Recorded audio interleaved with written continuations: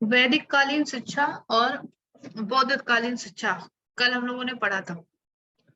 प्राचीन काल में शिक्षा का उद्देश्य क्या था, इनकी भी चर्चा हुई थी। और उसके आगे आते हैं। शिक्षा का जो पाठ्यक्रम होता था, क्या क्या था पाठ्यक्रम में, क्या होता था वैदिक काल में? 4 वेद, 6 वेदांग, 14 विद्याएं 14, 18 शिल्प, 64 कलाएं, ये सारी चीजें सम्मिलित होती थी पाठ्यक्रम में प्राचीन काल में जो शिक्षा प्रणाली थी। उसके बाद आता है गुरुकुल सिस्टम। गुरुकुल पद्धति क्या थी? प्राचीन शिक्षा पद्धति का प्रमुख तत्व क्या था? गुरुकुल व्यवस्था, यानी विद्यार्थी अपने घर से दूर गुरु के घर पर निवास करता था, वहीं शिक्षा प्राप्त करता था। कभी कभी वह शिक्षा केंद्रों में जाकर छात्रावासों में निवास करता था, और इस प्रकार से विद्यार्थियों को अंतेवासी कहा जाता था, यानी दूसरी जगह निवास करने वाला। अंतेवासी यानी कहीं दूसरी जगह निवास करने वाला, यानी गुरु के घर में निवास करने वाला या छात्रावास में निवास करने वाला, वो अंतेवासी कहलाता था, अथवा आचार्य कुलवासी भी उसको कहा जाता था। ठीक है। विद्यार्थी उपनयन संस्कार के साथ गुरुकुल में प्रवेश करते थे, और विविध विषयों की शिक्षा वहां प्राप्त करते थे। गुरु के समीप रहते हुए विद्यार्थी उनके साथ परिवार के एक सदस्य के रूप तरह रहता था, और ब्रह्मचर्य का पालन करते हुए विद्यार्थी वहां शिक्षा ग्रहण करता था। और वहां गुरु के उठने से पहले उठना, उनके सोने से पहले बाद में सोना, तो ये सारी क्रियाएं जो एक शिक्षार्थी की होती थी, शिष्य की होती थी, तो वो सारी प्रक्रियाएं वो करता था। और गुरु के साथ विद्यार्थी के सानिध्य के महत्व को भी गुरुकुल पद्धति पर बल मिलता है, यानी उनके साथ रहना, खाना, सब कुछ, तो उनके एक आत्मीय व्यवहार हो जाता था। ठीक है। शिक्षण संस्थानों की बात करें प्राचीन काल में, प्रमुख शिक्षकों को क्या कहा जाता था, इनकी बात करें तो प्रमुख शिक्षक होते थे प्राचीन काल के, तो जो आचार्य होते थे, जिनको आचार्य कहा जाता था, वो विद्यार्थियों से बिना शुल्क प्राप्त किए वेद पढ़ाने के लिए शिक्षक होते थे। ठीक है। विद्यार्थियों से जो बिना शुल्क लिए वेदों को पढ़ाने के लिए पढ़ाया करते थे, वो आचार्य कहलाते थे। ऐसे शिक्षक आचार्य कहलाते थे। उपाध्याय कौन थे? अपनी आजीविका कमाने के लिए और केवल वेद या वेदांगों के एक भाग को जो पढ़ाते थे, वो उपाध्याय कहलाते थे। ठीक है। चरक जो होते थे, कुछ शिक्षार्थी उच्च ज्ञान को प्राप्त करने के लिए भारत जैसे राष्ट्र का दौरा करते थे, तो शतपथ ब्राह्मण द्वारा ऐसे विद्वानों या विद्यार्थियों का ज्ञान से संभावित स्रोत के रूप में माना जाता था। तो मतलब ह्वेनसांग जैसे भारत आया, उसने इस प्रकार से का जो ज्ञान प्राप्त किया, तो वो क्या कहलाया? वो चरक कहलाया। वो लोग क्या कहलाते हैं? जिनको ज्ञान प्राप्त कराते थे, वो चरक कहलाए। गुरु कौन होते थे?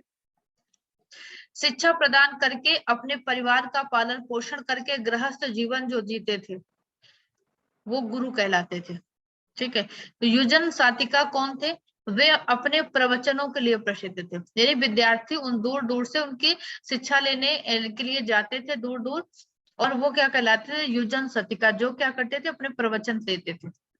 और शिखा, नृत्य जैसी कलाओं में निर्देश देने वाले जो आचार्य होते थे, गुरु होते थे, वो शिखा कहलाते थे। ठीक है।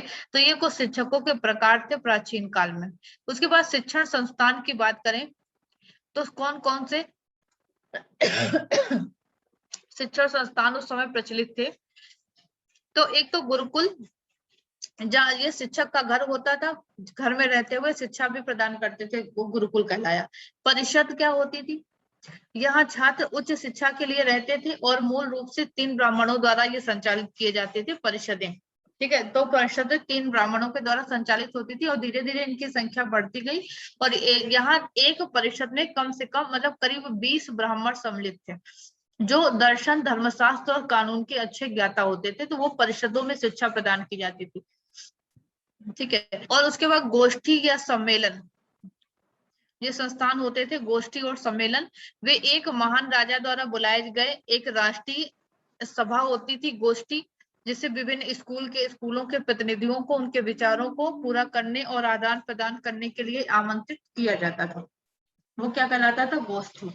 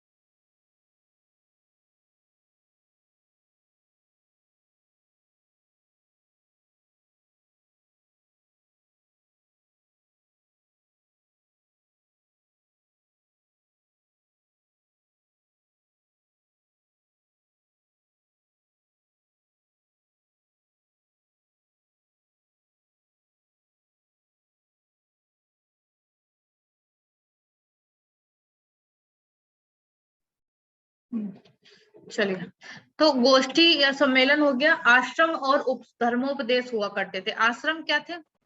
आश्रम में ऐसे केंद्र जहां देश दूर दूर से, देश में भिन्न भिन्न स्थानों से विद्यार्थी प्रसिद्ध संतों के पास सीखने के लिए एकत्रित होते थे, वो आश्रम कहलाते थे। जैसे प्रयाग में भरद्वाज का आश्रम था, है ना, तो ये क्या थे? आश्रम हो गए। विद्यापीठ हुआ करते थे। विद्यापीठ ये महान आचार्य द्वारा शुरू किए गए आध्यात्मिक पहलुओं के लिए एक शिक्षण संस्थान थे, जिनको विद्यापीठ कहा गया। जैसे श्री शंकराचार्य ने श्रृंगेरी, कांची, द्वारिकापुरी, बद्री में ऐसे ही संस्थानों को इनके द्वारा सबके शुरू किया गया था, वो क्या कहलाए? विद्यापीठ। घटिकाएं क्या होती थी?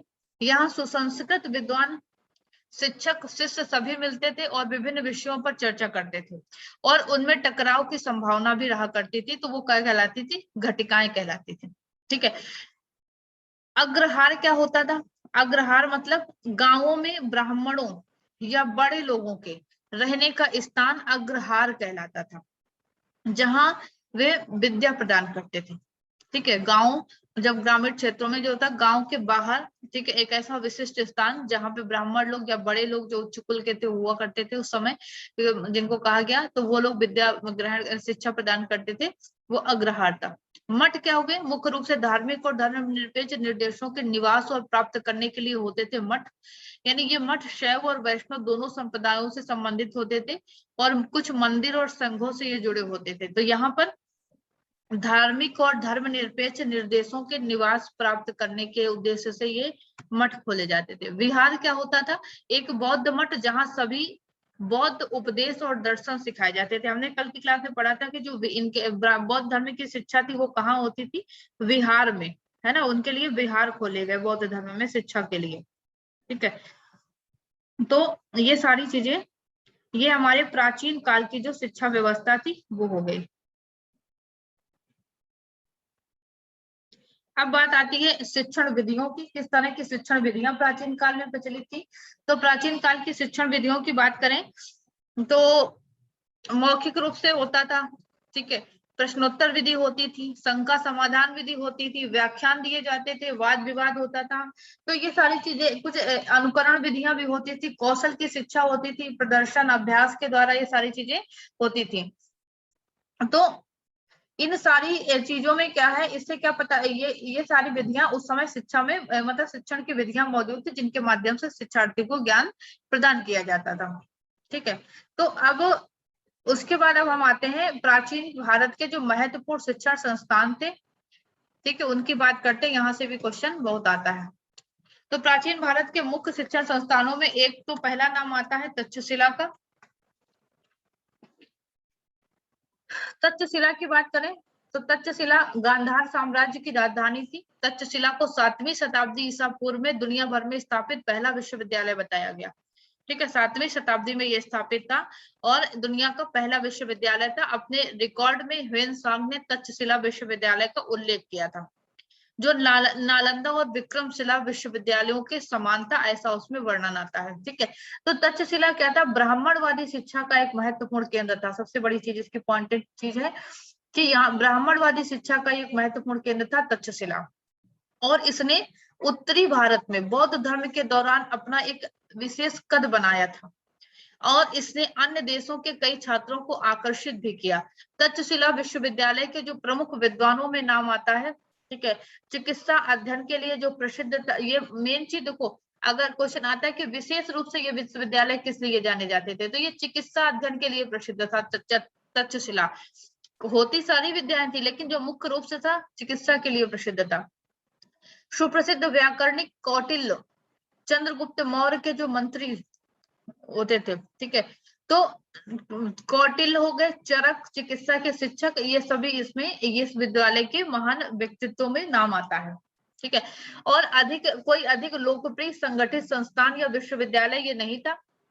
शिक्षक के निर्णय के अनुसार छात्रों को प्रवेश दिया जाता था और उन्हें अपनी पसंद के अनुसार विषय पढ़ाए जाते थे।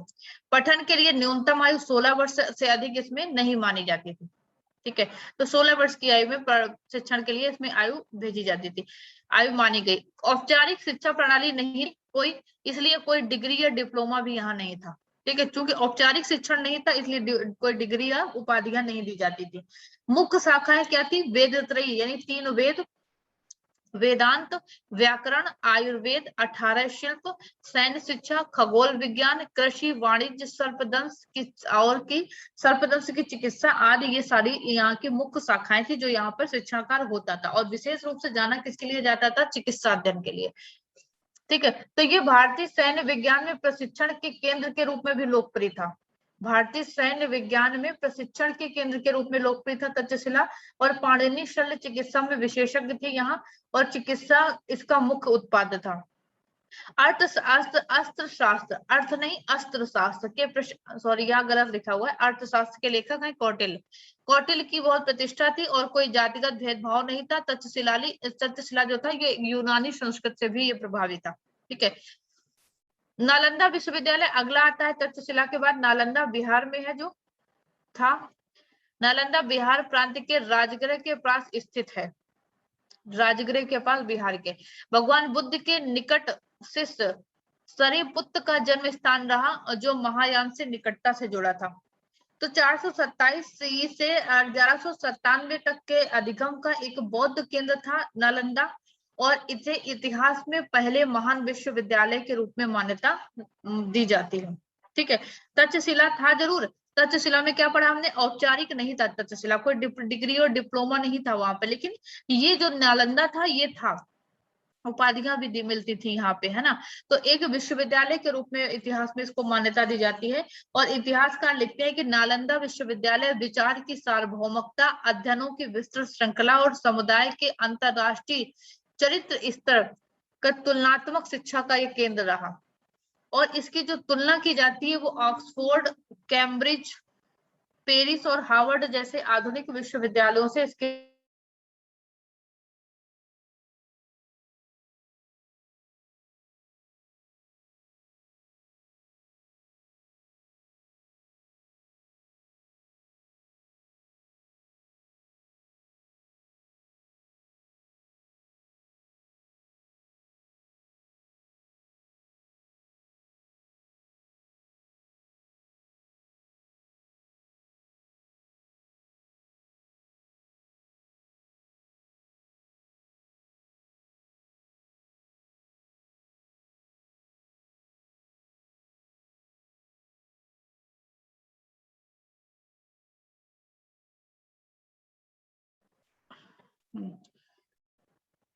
इसकी तुलना किससे होती? ऑक्सफोर्ड, कैम्ब्रिज, पेरिस और हार्वर्ड जैसे आधुनिक महानतम विश्वविद्यालयों से इसकी तुलना की जाती है। और ऐसा माना जाता है कि एक समय नालंदा में 10,000 भिक्षु रहते थे, बौद्ध भिक्षु। ठीक है, यहाँ 1500 करीब शिक्षक थे और 8500 छात्र करीब विभिन्न स्तरों के अध्ययन और विभिन्न विषयों से संबंधित यहाँ पर 8500 छात्र थे। ठीक है, तो एक काफी विस्तृत एक विश्वविद्यालय के तौर पर जाना गया। और इसका वास्तविक महत्व था 450 सी से प्रारंभ होता है और 3 शताब्दियों तक इसका महत्व रहा। ह्वेनसांग 7वीं शताब्दी ईस्वी पूर्व यहाँ आया और इस विश्वविद्यालय ने गुप्त राजवंश के कार्यकाल में बहुत उन्नति प्रदान की। तो वर्ष 2010 में, अभी की बात है, 2010 की बात है, विभिन्न देशों जापान, चीन, थाईलैंड, लाओस, सिंगापुर, ऑस्ट्रेलिया आदि के सहयोग से नालंदा विश्वविद्यालय को केंद्रीय विश्वविद्यालय के रूप में स्थापित किया गया।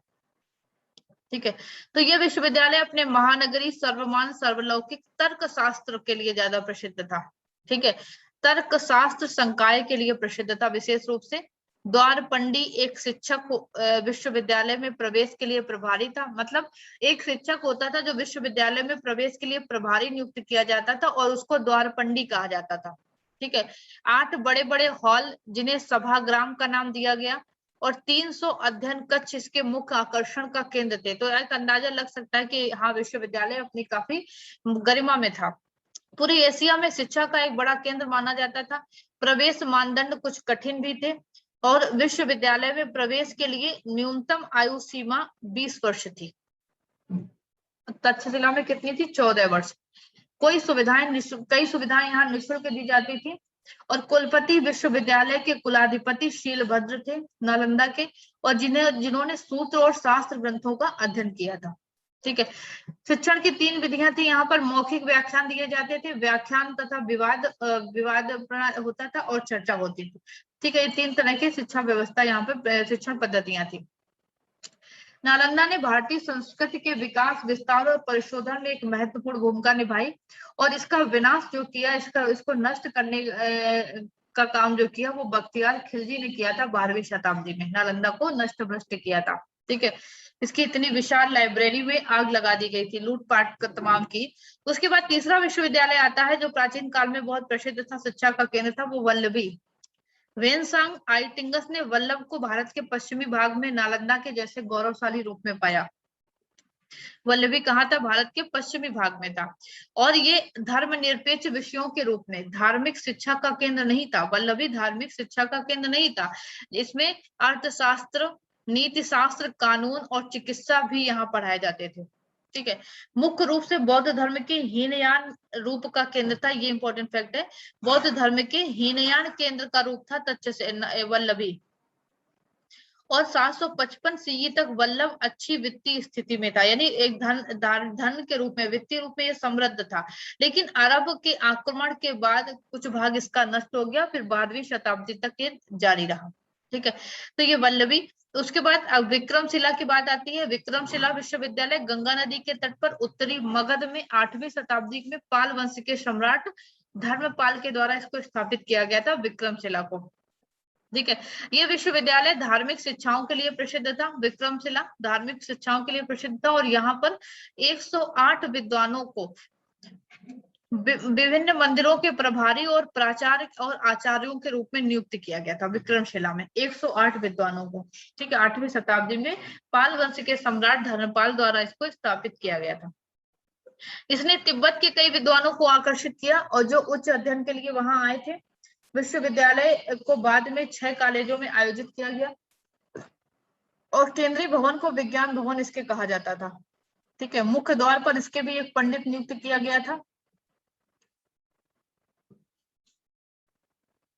और जो महाशिववीर विश्वविद्यालय के सर्वोच्च अधिकारी थे, जिन्हें गुरुकुल के कुलपति के रूप में जाना जाता था। अध्ययन के जो विषय थे, इसके अध्ययन के विषय सभी के जरूर ध्यान रखिएगा। इनके विषय थे व्याकरण, तर्कशास्त्र, दर्शन, तंत्रशास्त्र और कर्मकांड। बाद में तंत्र शास्त्र को प्रमुखता मिली। तो विशेष रूप से मुख्य विषय जो था वो क्या था? तंत्र शास्त्र। पढ़ाए तो सब में सारे जाते थे, जो जिसका मुख्य विषय था वो जरूर ध्यान रखिएगा। तो इसका मुख्य विषय तंत्र शास्त्र था। तक्षशिला का क्या था? तक्षशिला का क्या था मुख्य विषय?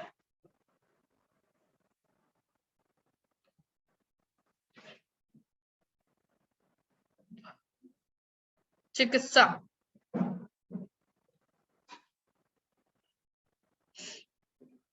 चिकित्सा।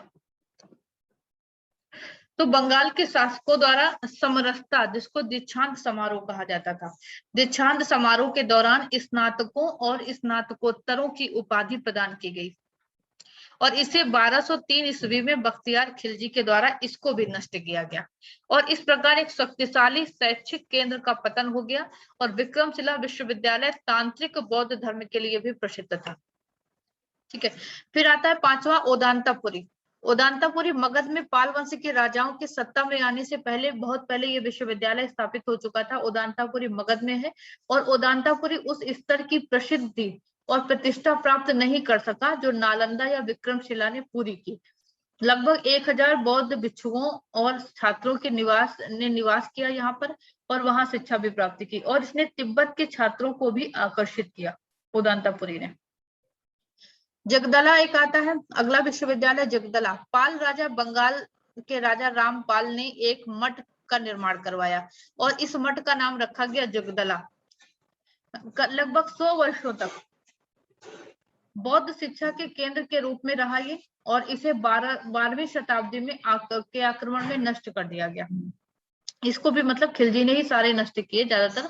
जगदला में उनके ज्ञान के लिए कई विद्वान उल्लेखनीय थे। किताबों का तिब्बती भाषा में अनुवाद किया गया जगदला में। इसके बाद मिथिला, जिससे क्वेश्चन आया था पिछले इसके पहले जो पेपर हुआ था उसमें आया था मिथिला से कि इसका मुख्य विषय क्या था। तर्कशास्त्र किससे संबंधित था? शायद ऐसा कुछ आया था। न्याय दर्शन, न्याय। तो मिथिला क्या था? उपनिषद युग में मिथिला ब्राह्मणवादी शिक्षा का एक प्रमुख केंद्र बन गया और इसे विदेह का नाम दिया गया। ये भी ब्राह्मणवादी शिक्षा का केंद्र था और इसको विदेह नाम दिया गया। और इसकी गौरवपूर्ण यात्रा राजा जनक से बौद्ध काल तक बनी रही। बाद में इसी स्थान पर भगवान कृष्ण के भक्त पैदा हुए। प्रसिद्ध कवि विद्यापति, जिन्होंने हिंदी और जयदेव में लिखा, संस्कृत साहित्य के प्रमुख कवि रहे और उनका जन्म यहीं हुआ। ठीक है, विद्यापति का मिथिला में। 12वीं से 15वीं शताब्दी तक साहित्य और ललित कलाओं के अलावा वैज्ञानिक विषयों को भी वहां पढ़ाया जाता था मिथिला में। न्याय शास्त्र और तर्क शास्त्र, ठीक है, ये भी ध्यान रखिए। न्याय शास्त्र इसका मुख्य विषय था मिथिला का। गंगा उपाध्याय ने नया तर्क यानी न्याय के एक विद्यालय की यहाँ पर स्थापना की थी, जिसको हम न्याय शास्त्र कहते हैं। तो गंगा उपाध्याय ने की उसकी स्थापना। और युग निर्माण कार्य, जिसका नाम तत्व चिंतामणि रखा गया, उसको यही लिखा गया। और मिथिला में कई अन्य साहित्यिक विद्वान और ज्ञाताकार भी उत्पन्न हुए। और ये विश्वविद्यालय सम्राट अकबर तथा शिक्षा और संस्कृत के एक महत्वपूर्ण केंद्र के रूप में पनपता रहा, यानी अकबर के शासनकाल तक ये पनपता रहा। उसके बाद नादिया विश्वविद्यालय की बात आती है। नादिया पश्चिम बंगाल में गंगा और जलांगी नदियों के संगम पर स्थित है नादिया। इसे पहले नवद्वीप के नाम से जाना जाता था। और नादिया विश्वविद्यालय में 3 केंद्र थे, एक था नवद्वीप, शांतिपुर और गोपालपुरा। ये 3 केंद्र थे नादिया विश्वविद्यालय में, जहां जयदेव द्वारा गीत गोविंद के गीतों को दोहराया गया। और तर्क की एक पाठशाला रघुनाथ शिरोमणि यहाँ पर अस्तित्व में थी। तो तर्क के लिए भी जाना गया। किसके लिए जाना गया? तर्क के लिए। इसका मुख्य पॉइंट क्या है? ये तर्क शास्त्र के लिए भी नादिया विश्वविद्यालय जाना गया। ठीक है, तो ये थे हमारे प्रमुख विश्वविद्यालय जो प्राचीन भारत में शिक्षा का एक मुख्य केंद्र रहे, जो भारत के इतिहास, उसकी समृद्धि का एक तरह भारत का गौरवशाली इतिहास भी लिखते हैं। ठीक है, जिनकी वजह से है तो, और जो हमारी परीक्षा के लिए भी इम्पोर्टेंट है। ठीक है,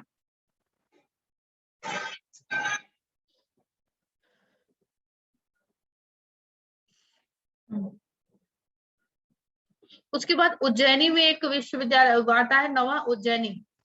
गणित और खगोल विज्ञान सहित अपने धर्मनिरपेक्ष सीखने के लिए ये प्रसिद्ध था उज्जैन। कर्नाटक का सालोटकी शिक्षा का महत्वपूर्ण केंद्र था और इसके छात्रों के लिए छात्रावास थे जो विभिन्न प्रांतों से आए थे।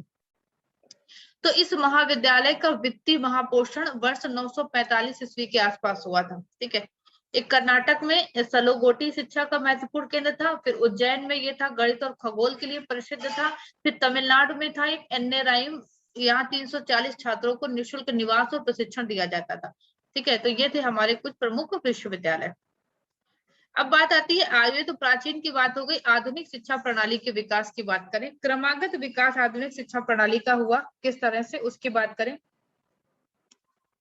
तो भारत की शिक्षा का इतिहास काफी पुराना हमने देखा अभी तक, 7वीं शताब्दी के आसपास से। ठीक है, तो 19वीं शताब्दी तक वायसराय लॉर्ड मैकाले ने अपनी सिफारिशें रखी और उन्होंने अपनी सिफारिशें जो रखी थी उसमें अंग्रेजी राज्य की स्थापना के उपरांत क्या हुआ, 1857 में भारत में कलकत्ता, मुंबई और मद्रास विश्वविद्यालयों की स्थापना की गई। ठीक है, और किस तरह से की गई? इनकी स्थापना लंदन विश्वविद्यालय के नमूने पर हुई थी।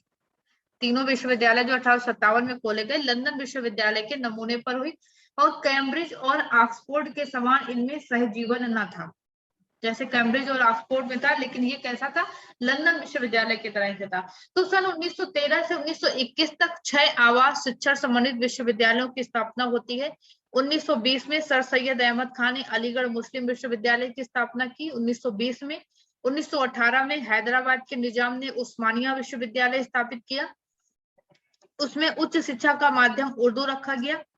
उसके बाद 20वीं शताब्दी में 1925 में इंटर यूनिवर्सिटी बोर्ड की स्थापना की गई, जिसका नाम बाद में बदलकर भारतीय विश्वविद्यालय संघ किया गया। तो इस तरह से ये शिक्षा का विश्वविद्यालयों का क्रम और जो शिक्षण संस्थान वो खोले गए। तो एक क्रम से चलते हैं। भारतीय आधुनिक भारत में जो शिक्षा प्रणाली, अंग्रेजों के दौरान की जो शिक्षा प्रणाली थी और आजादी के बाद जो शिक्षा प्रणाली है, उनकी सबकी चर्चा करेंगे। तो पहला आता है चार्टर अधिनियम 1813। 1813 का ब्रिटिश भारत में वैज्ञानिक ज्ञान का प्रसार करने के उद्देश्य से 1813 में चार्टर्ड एक्ट आया। ठीक है, ईसाई मिशनरियां थी को देश में अपने धर्म के प्रसार की अनुमति दे दी गई। और 1817 में कलकत्ता में हिंदू कॉलेज की स्थापना होती है। ठीक है, सारे पॉइंट इंपॉर्टेंट है। कोलकाता में हिंदू कॉलेज की स्थापना हुई 1817 में। बाद में जो 1855 में क्या बन जाता है, प्रेसिडेंसी कॉलेज बन जाता है, और 2010 में प्रेसिडेंसी विश्वविद्यालय बन गया।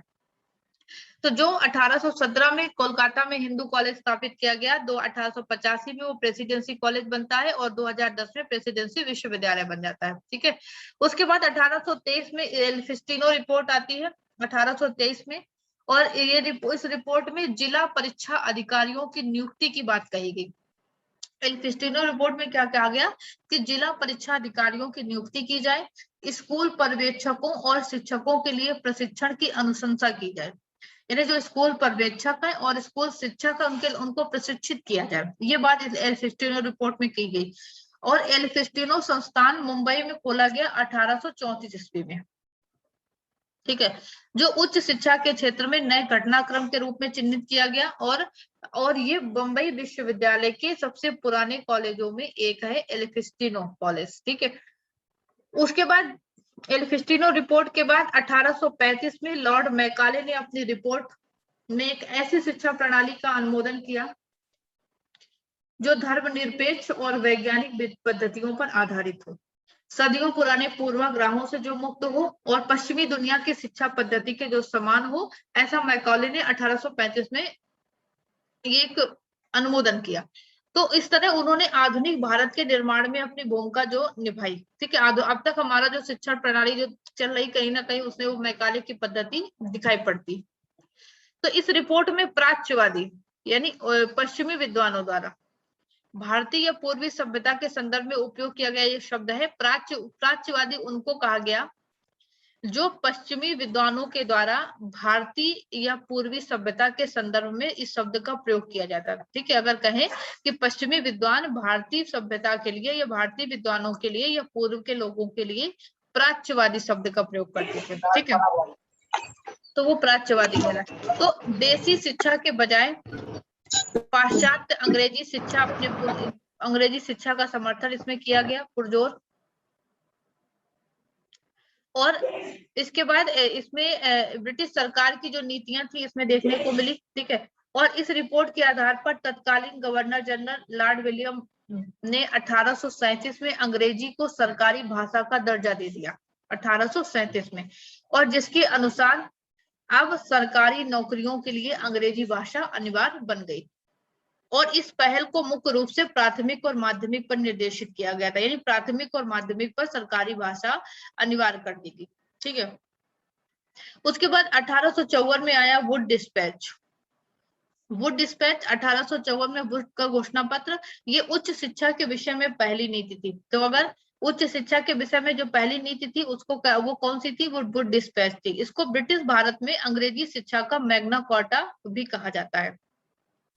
ब्रिटिश भारत में अंग्रेजी शिक्षा का मैग्ना कार्टा वुड डिस्पैच कहलाया, और इसको Wood dispatch sir Charles Wood के नाम पर कहा गया। ठीक है, जो बोर्ड ऑफ कंट्रोल के अध्यक्ष होते थे। इसमें क्या कहा गया कि विश्वविद्यालय शिक्षा पर बल देने की बात कही गई वुड डिस्पैच में, और धर्मनिरपेक्षता के आधार पर यूरोपीय ज्ञान का प्रसार करने की अनुशंसा भी की गई। ठीक है, और इसमें शिक्षण अनुदेश का माध्यम उच्च शिक्षा के लिए अंग्रेजी रखा गया, और निचले स्तर के लिए मातृभाषा की सिफारिश की गई। ठीक है, यानी वुड डिस्पैच में कहा गया कि उच्च शिक्षा के लिए अंग्रेजी माध्यम बताया गया, और निचले स्तर की शिक्षा के लिए मातृभाषा की इन लोगों ने सिफारिश की। और इस दस्तावेज को जन शिक्षा मास एजुकेशन की दिशा में एक बड़ा कदम माना गया। ठीक है, उसके बाद इसी नीति के अंतर्गत वुड 1854 में जो वुड डिस्पैच आया, उसके बाद जो उच्च शिक्षा के से संबंधित ये नीति थी, तो इसी नीति के तहत 1857 में जो 3 विश्वविद्यालय खोले गए भारत में, मद्रास, कोलकाता और मुंबई, इसी की नीति के तहत खोले गए थे, वुड डिस्पैच की नीति के तहत। ठीक है, उसके बाद हंटर आयोग आया 1882-83 में। हंटर आयोग में प्राथमिक शिक्षा और उच्च शिक्षा के प्रत्यक्षीकरण पर बल दिया गया। यानी हंटर आयोग कहता है कि प्राथमिक शिक्षा और उच्च शिक्षा को अलग अलग करने का इसने प्रस्ताव दिया, और और कहा गया इसमें कि कॉलेजों का जो संबंधन है, कॉलेजों को विश्वविद्यालयों से संबद्ध करने की बात कही गई, और उच्च शिक्षा को मानकीकृत यानी स्टैंडर्डाइज किया जाना चाहिए, ये इसमें कहा गया। और इस आयोग ने सरकार को महिला शिक्षा पर बल देने के लिए कहा। ठीक है, वुड हंटर आयोग ने महिला शिक्षा पर बल देने की बात कही।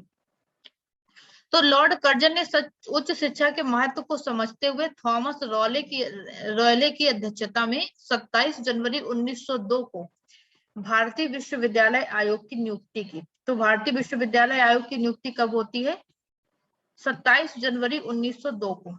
ठीक है, और इसके अभिलेख में इसका जो मैंडेट था, अभिलेख था, ब्रिटिश भारत में स्थापित विश्वविद्यालयों की जांच करने, उन पर विचार करने और कार्य करना और सुधार करना, ये सारे इसके कार्य थे। ठीक है, यानी जो भारतीय विश्वविद्यालय आयोग जो 1902 में बना, उसका उद्देश्य था कि ब्रिटिश भारत में स्थापित जो विश्वविद्यालय हैं उनकी जांच की जाए, करना, उन पर विचार किया जाए कि कैसे वो वर्क कर रहे हैं, कैसे नहीं कर रहे हैं, उनकी कार्य पद्धति पे सुधार करना, ये सारी चीजें इसमें सम्मिलित थी।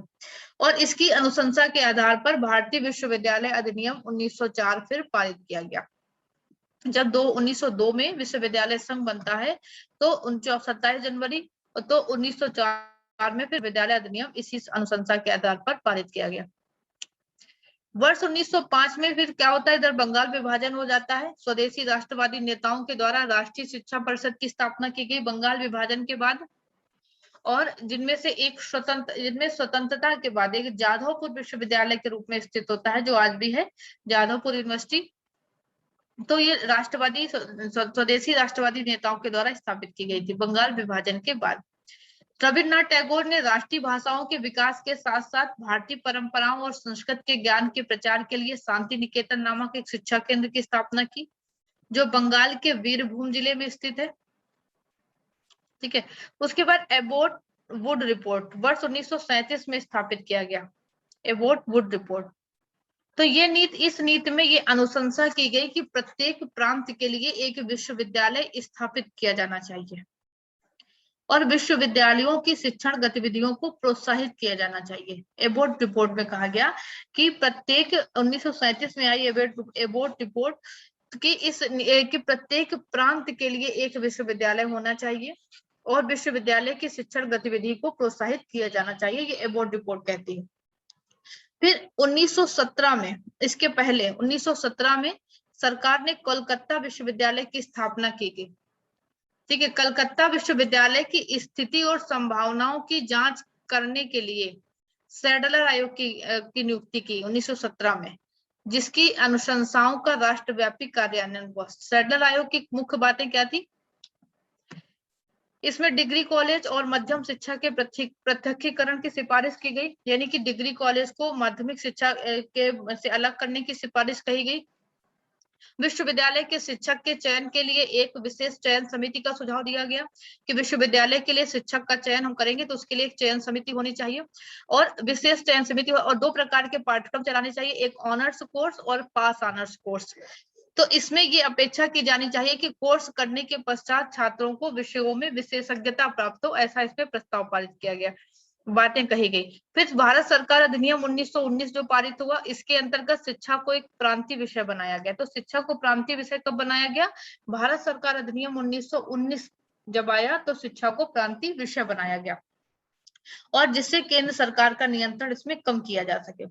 फिर आया हार्टोग कमेटी वर्ष 1929 में, विश्वविद्यालय स्तर की शिक्षा की गुणवत्ता और स्तर में सुधार पर बल दिया गया हार्टोग कमेटी में, और केंद्रीय शिक्षा सलाहकार बोर्ड CABE की स्थापना की अनुशंसा की गई, और जो CABE स्थापित होता है 1935 में, और तब से ये अस्तित्व में है। फिर सप्रू समिति आती है 1934 में, ये समिति बनी। संयुक्त प्रांत यानी कि यूनाइटेड प्रोविंस, जो वर्तमान उत्तर प्रदेश की बात करें, उस सरकार द्वारा संयुक्त प्रांत द्वारा बेरोजगारियों के कारणों की जांच करने के लिए इसकी नियुक्ति की गई थी। ठीक है, सप्रू समिति जो बनी 1934 में, संयुक्त प्रांत सरकार द्वारा बेरोजगारी के कारणों की जांच के लिए इस समिति का निर्माण किया गया। ठीक है, उसके बाद आती है एबोट वुड रिपोर्ट 1937, जो भी ऊपर चर्चा कर रहे थे।